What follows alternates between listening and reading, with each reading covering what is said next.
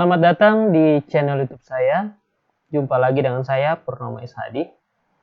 Pada channel ini saya akan menampilkan video seputar dunia pendidikan atau khususnya perkuliahan secara online.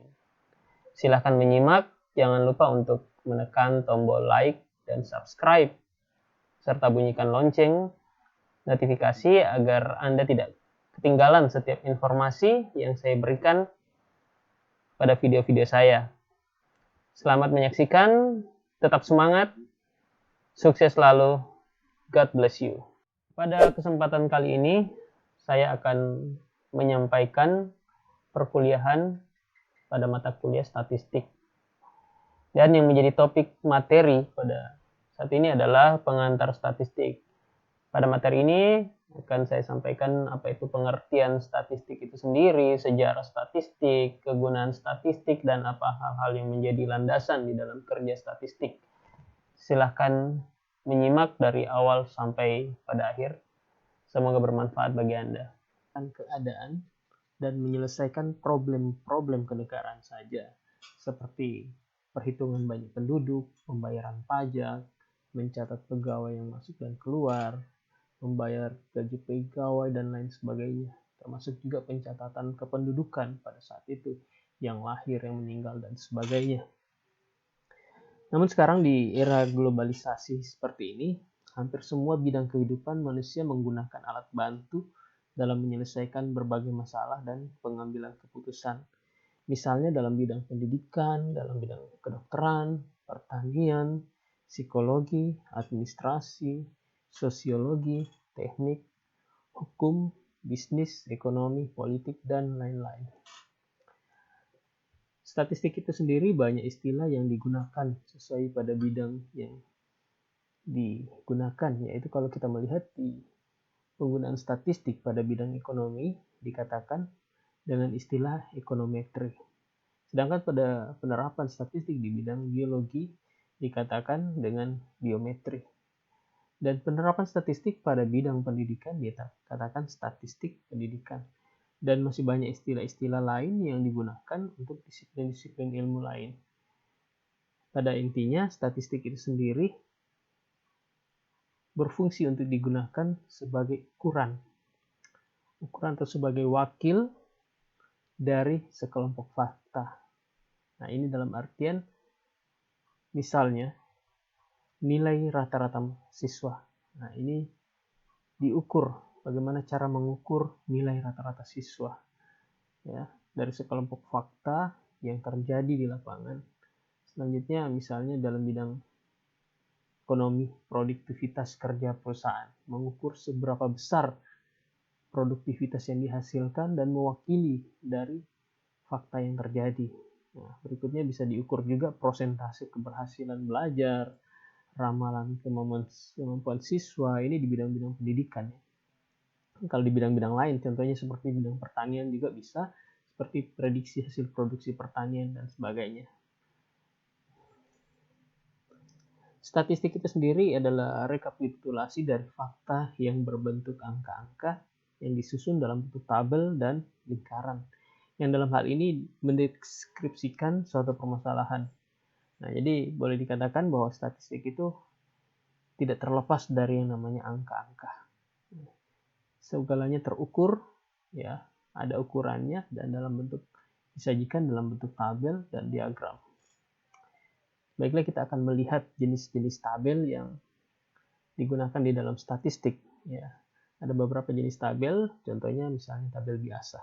Tabel biasa ini ya berupa tabel yang bisa dibuat di aplikasi, misalnya di Microsoft Excel, ya, tabel-tabel secara tersusun ya, misalnya contoh jurusan dibagi dalam tabel jurusan berdasarkan stratanya D3 dan S1 ya, dijumlahkan misalnya jurusan biologi, fisika, kimia, matematika sebanyak dengan dimunculkan angka-angka ini. Ini hanya sebatas tabel ya. Tabel yang dimaksudkan ada istilahnya tabel distribusi frekuensi. Nah, ini distribusi frekuensi yang dimaksudkan yaitu tabel yang mengacu pada interval. Setelah diketahui interval angka, range angka yang ada, diketahui dari range angka tersebut berapa nilai yang muncul, berapa jumlah yang muncul. Dari misalnya ini bisa dikategorikan bisa juga dari segi ya usia atau dari segi hal-hal lain. Nah, kita bisa melihat ada tabel kontingensi. Ini tabel kontingensi, ini tabel yang dibagikan berdasarkan misalnya jenis kelamin laki-laki dan perempuan dari segi hobinya. Nah, dari hasil survei atau pelacakan datanya bisa ditemukan angka-angka yang diperoleh. Selanjutnya jenis-jenis diagram. Ini salah satu penerapan di dalam statistik ya. Bisa dalam bentuk diagram. Diagram itu bermacam-macam. Di antaranya adalah diagram batang, ada juga ini namanya diagram garis ya. Ada diagram lambang. Nah, diagram lambang ini menampilkan lambang-lambang ya, berupa misalnya ini lambang orang ya. Kalau diagram garis itu diagram batang itu menampilkan angka dalam bentuk ya, bentuk batang ya. Sedangkan garis ini menampilkan garis-garis yang berhubungan. Nah, jadi terkait titik yang satu dengan yang lainnya. Selanjutnya ada diagram lingkaran dalam bentuk-bentuk yang lingkaran terbagi biasa dalam bentuk persentase seperti ini. Ada juga diagram peta, ini khusus digunakan pada pemetaan dengan membagi wilayah berdasarkan warna, memetakan wilayah berdasarkan warna-warna. Ada yang diagram pastel, ini memiliki kemiripan dengan lingkaran, cuma dia lebih 3 dimensi. Nah, ini pada intinya untuk menampilkan persentase dari perhitungan data statistik. Ada juga diagram pencar, ini yang diagram yang memencarkan berdasarkan perhitungan tertentu. Selain itu, statistik juga dapat diartikan sebagai ukuran yang dijadikan sebagai penjelasan bagi sampel. Ya, misalnya ada contoh-contoh yang digunakan menggunakan simbol. Simbol ini digunakan sebagai simbol X bar atau simbol rata-rata. Ya. Sedangkan simbol S itu digunakan sebagai istilah simpakan baku. Nanti akan dipelajari pada pertemuan selanjutnya. Ada juga R dikatakan sebagai simbol korelasi. Nah, dalam satu penilaian yang dilakukan, terutama penelitian kuantitatif, akan didapatkan data yang berbentuk angka-angka. Ini semuanya akan didapatkan dalam bentuk angka-angka, baik rata-rata, simpangan baku, maupun korelasi itu sendiri. Data tersebut belum dapat memberikan informasi kepada kita mengenai keadaan objek penelitian yang kita lakukan. Seperti kalau kita pernah mengetahui ada istilahnya data statistik ya. Jadi data statistik itu hanya menampilkan data berupa angka-angka yang nantinya akan diolah kembali, yang akan dikembangkan kembali. Data itu bisa menjadi rujukan bagi semua penelitian yang ada. Karena itu sifatnya masih mentah ya, belum diolah. Tetapi itu data yang muncul itu berdasarkan dari pelacakan data. Data yang telah dihimpun berdasarkan metode yang digunakan, metode dalam penghimpunan data. Selanjutnya, dari hal tersebut, kita diperlukan suatu pengetahuan baru yang dapat menghantarkan kita pada analisis yang tepat ya, terhadap data yang dihasilkan melalui penelitian atau pengamatan tersebut. Jadi setelah data itu diperoleh, tidak dibiarkan begitu saja, tetapi akan dianalisis ya. Nah, pengetahuan tentang cara penganalisaan tersebut dinamakan dengan statistika atau bisa disebut dengan ilmu statistik. Nah, jadi fungsi dari statistika ini adalah alat yang digunakan untuk menganalisa data statistik ya. Nah, jadi dengan kemampuan tersebut boleh dikatakan statistika itu adalah ilmu statistik, ilmu dari pengembangan statistik itu sendiri. Semua proses memerlukan pengetahuan yang disebut statistika. Nah, ini proses data yang diperoleh adalah data statistik, sedangkan dianalisa dengan statistika. Ya, statistika itu pemahaman secara penganalisaan data atau ilmu statistik itu sendiri. Kita akan melihat statistika dan statistik itu seperti apa. Kalau statistik adalah rekapitulasi dari data fakta yang disusun dalam bentuk tabel dan diagram yang mendeskripsikan suatu permasalahan. Jadi dari data yang kita peroleh, baik itu berupa diagram atau tabel, itu mendeskripsikan atau mengungkapkan suatu permasalahan yang terjadi. Misalnya permasalahan jumlah penduduk ya, peningkatan jumlah penduduk yang akan tergambar misalnya dalam 5 tahun terakhir dimunculkan dalam sebuah tabel. Dan statistik itu sendiri memberikan informasi, ya, informasi dari permasalahan. Jadi ketika ada dari data yang ada, kita bisa menarik dugaan sementara bahwa terjadi peningkatan atau terjadi penurunan. Nah, itu informasi berdasarkan data-data yang diperoleh. Sedangkan statistika itu sendiri adalah sebuah pengetahuan yang berhubungan dengan cara-cara pengumpulan data, pengolahan data atau analisanya, dan penarikan kesimpulan berdasarkan kumpulan data. Jadi semua data statistik itu diolah dalam bentuk statistika, atau boleh lebih jelas juga disebut dengan ilmu statistik. Dengan demikian statistik dikatakan sebagai informasinya, sedangkan statistika dikatakan sebagai alat atau pengetahuan untuk menginformasikan informasi tersebut. Selanjutnya kita akan melihat macam-macam dari statistik itu sendiri.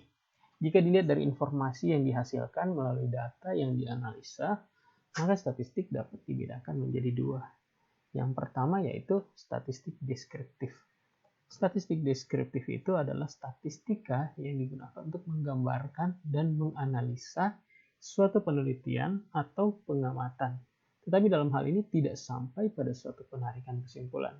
Ya, jadi cukup pada pengamatan saja. Ya, belum sampai menarik kesimpulan. Statistik deskriptif hanya melakukan pemaparan data apa saja yang ada dan menunjukkan distribusi dari data, tetapi tidak melakukan penilaian terhadap data itu sendiri. Adapun yang termasuk dalam statistika deskriptif adalah, ya, seperti saya katakan tadi, diagram, grafik, rata-rata, ada istilah lain modus, median, varians, simpangan baku, dan ukuran-ukuran lainnya. Pembahasan tentang rata-rata, modus, median, varian, simpangan baku, dan seterusnya akan kita bahas pada materi selanjutnya. Selanjutnya adalah yang kedua adalah statistik inferensial. Statistik inferensial itu sendiri yaitu statistik yang digunakan untuk menganalisis data dari suatu sampel dan hasilnya akan digeneralisasikan untuk populasi di mana sampel tersebut diambil. Dalam hal ini terdapat dua macam statistik inferensial, yaitu statistik parametrik dan non-parametrik. Kita akan melihat satu persatu.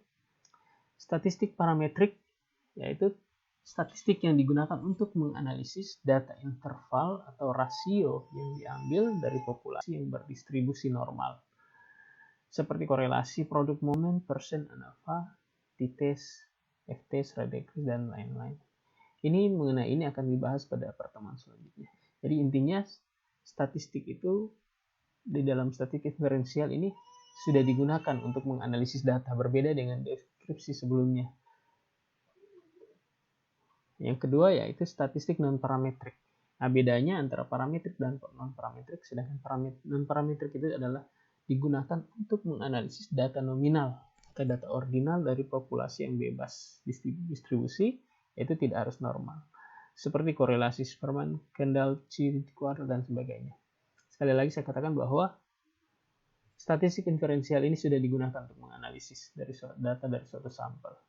Nah, perbedaannya di antara parametrik dan non-parametrik yaitu bidang yang dianalisisnya. Ya, kalau di parametrik itu menganalisis data interval atau rasio, sedangkan non-parametrik itu menganalisis data nominal atau ordinal dari suatu populasi. Terkait dengan hal ini, ya, akan dibahas pada materi selanjutnya. Selanjutnya di dalam mengerjakan statistik ada beberapa hal yang dijadikan landasan.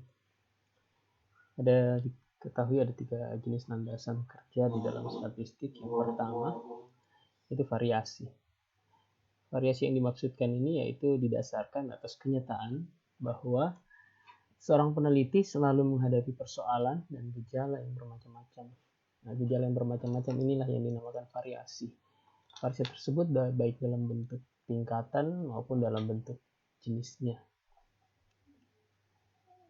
Selanjutnya ada yang dijadikan landasan kerja yaitu reduksi. Reduksi yang dimaksud itu adalah hanya sebagian dari seluruh kejadian yang hendak diteliti. Jadi ketika ada objek yang akan menjadi sasaran untuk diteliti, tidak keseluruhan itu yang menjadi bagian untuk diteliti, tapi ada beberapa bagian saja yang dijadikan acuan di dalam melakukan penelitian tersebut.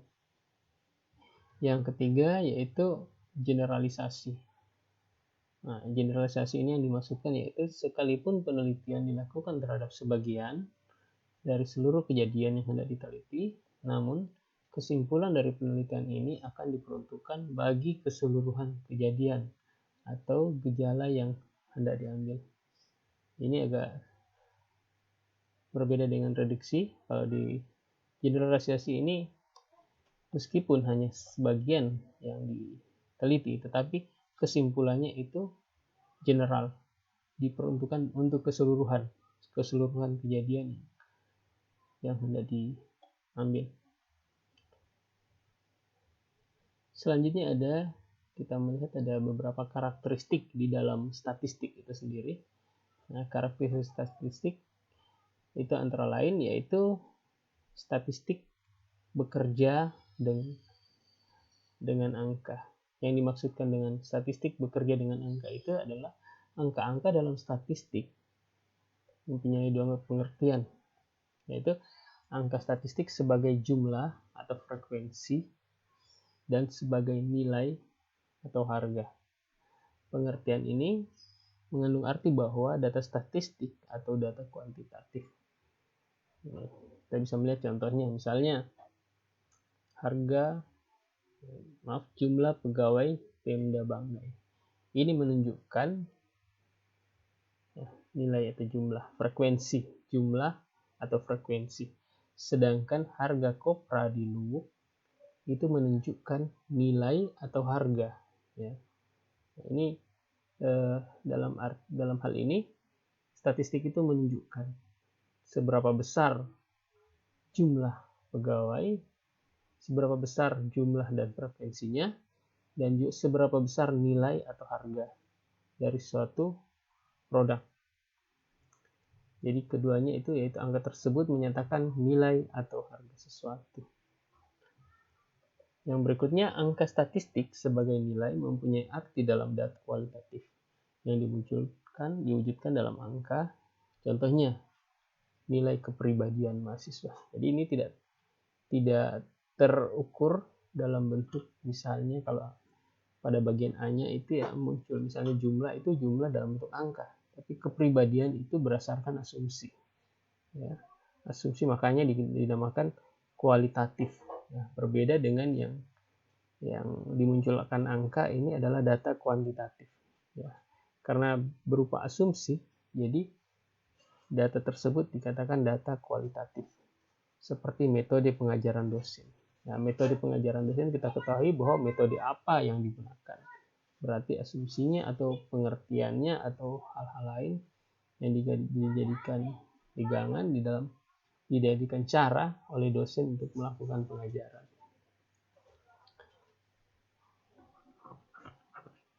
Statistik bersifat objektif. Ini maksudnya adalah statistik bekerja dengan angka sehingga mempunyai sifat yang objektif. Sifat yang objektif itu artinya angka statistik dapat digunakan sebagai alat pencari fakta. Nah, ini karena dia objektif, dia berusaha untuk mencari fakta dan mengungkapkan kenyataan yang ada dan memberikan keterangan yang benar. Kemudian menentukan kebijakan sesuai fakta dan temuan yang diungkap apa adanya. Ini artinya dari statistik itu dia awalnya mencari fakta, setelah ditemukan faktanya diungkap kenyataan yang ada, dan setelah diungkap tersebut data tersebut bisa memberikan keterangan yang benar, dan dari keterangan tersebut kemudian bisa ditentukanlah kebijakan yang apa yang harus diambil setelah ditemukan fakta, diungkap kenyataan, dan diberikan keterangan berdasarkan data yang benar. Ini kronologisnya seperti itu. Dia mengarah kepada sifatnya objektif, yaitu dia memfokuskan kepada hal-hal yang menjadi tujuan. Ya, tujuannya itu menemukan fakta dan mengungkapkan. Statistik bersifat universal. Ini artinya statistik tidak hanya digunakan dalam suatu disiplin ilmu saja, tetapi digunakan secara umum dalam berbagai disiplin ilmu. Ya, kita ketahui bersama dari penjelasan awal bahwa statistik tersebut ini bisa digunakan untuk macam-macam disiplin ilmu, karena dia merupakan bagian dari sebuah penelitian dan dijadikan metode di dalam salah satu penelitian. Jadi semua disiplin ilmu bisa menggunakan. Selanjutnya kita melihat kegunaan dari statistik. Statistik dapat digunakan sebagai alat yang pertama, alat komunikasi. Itu sebagai penghubung. Ya, kita ketahui bahwa komunikasi adalah alat untuk menghubungkan, mengkomunikasikan beberapa pihak yang menghasilkan data statistik atau berupa analisis statistik, sehingga beberapa pihak tersebut akan dapat mengambil keputusan melalui informasi tersebut. Jadi dari komunikasi itu, ya, biasanya orang mencari data melalui percakapan. Dari percakapan tersebut, ya, dianalisis secara statistik. Dan setelah diketahui data dan analisisnya, selanjutnya dapatlah diambil keputusan dari informasi tersebut. Yang berikutnya adalah statistik berguna sebagai alat deskripsi. Yang dimaksudkan yaitu penyajian data yang mengilustrasikan data. Misalnya, mengukur hasil produksi, laporan hasil liputan berita, indeks harga konsumen, laporan keuangan, tingkat inflasi, jumlah penduduk, hasil pendapatan dan pengeluaran negara, dan lain-lain. Ini adalah bentuk-bentuk ilustrasi. Ilustrasi artinya data yang diperoleh diilustrasikan dan dikembangkan dan dapat diukur. Ya. Yang berikutnya adalah regresi. Regresi yang dimaksudkan yaitu meramalkan pengaruh data yang satu dengan data yang lainnya, dan untuk mengantisipasi gejala-gejala yang akan datang. Nah, ini sebelum diketahui sesuatu perlu ada dugaan atau ramalan. Ramalan pengaruh data tersebut dari data yang satu dengan yang lainnya. Jadi artinya lebih dari satu data. Dan maksudnya itu untuk mengantisipasi gejala-gejala yang akan datang. Jadi bisa diprediksi juga gejala-gejala apa yang akan muncul di masa yang akan datang, atau diramalkan gejala yang akan datang, sehingga dari data tersebut bisa diantisipasi hal-hal apa yang harus dilakukan untuk mengantisipasi gejala-gejala tersebut. Yang berikutnya, yang keempat adalah korelasi. Korelasi yang dimaksudkan dalam hal ini yaitu mencari kuatnya atau besarnya hubungan data suatu penelitian. Intinya korelasi adalah hubungan antara dua hal, yaitu data yang satu dengan data yang lain di dalam suatu penelitian. Jadi apakah data itu pengaruhnya kuat atau tidak, atau pengaruhnya besar atau tidak, itu bisa dilihat dari metode korelasi yang digunakan di dalam statistik. Yang kelima yaitu komparasi. Komparasi yang dimaksudkan yaitu membandingkan data dua kelompok atau lebih. Dari kata komparasi itu artinya perbandingannya. Perbandingan dua data dua kelompok atau lebih. Misalnya data kelompok orang yang menyenangi pembelajaran secara online dengan pembelajaran secara offline. Nah, ini diperbandingkan. Terima kasih telah menyaksikan video saya. Semoga bermanfaat. Sampai jumpa kembali pada video saya selanjutnya. Tetap semangat. Sukses selalu bagi Anda. God bless you.